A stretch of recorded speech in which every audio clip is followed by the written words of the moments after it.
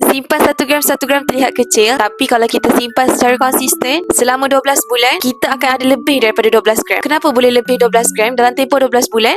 Sebab auranya berbeza berbanding kalau kita simpan wang tunai. Bila kita dah start simpan emas, malah kita pegang emas fizikal, kita akan jadi lebih ketagih untuk menabung, untuk beli emas dan tambah lagi simpanan. Sebab tu emas kita panggil sebagai magnet kekayaan, yang mana kita dah tanam habit suka menyimpan dalam diri. Sebab tu ramai penyimpan emas, mereka tak sedar mereka ada simpanan yang banyak dalam tempoh yang singkat. Itulah ketagihan baik yang membuatkan kita kaya tanpa sedar. Sebenarnya bila kita dah start simpan emas, kita akan merawat nafsu yang suka boros berbelanja. Memang tak sama dengan simpanan duit. Yang mana bila kita dah simpan duit, otak kita mula berfikir nak beli itu dan ini, sampaikan simpanan kita mudah bocor. Dan yang kedua, simpan emas untung sebab nilainya meningkat. Untuk simpanan jangka panjang, emas adalah yang sesuai. Purata kenaikan harga emas adalah 10% setahun. Jadi untuk tuan puan simpan jangka masa panjang 2 tahun dan ke atas, simpanan emas sangat sesuai. Jadi bagi tuan puan yang masih belum ada simpanan emas, nak mulakan simpanan emas serendah RM100 ataupun 1 gram pertama, boleh tengok pin video atau klik link kat bio. Yang nak belajar lebih banyak ilmu emas dan kewangan, boleh follow Biha rapat-rapat.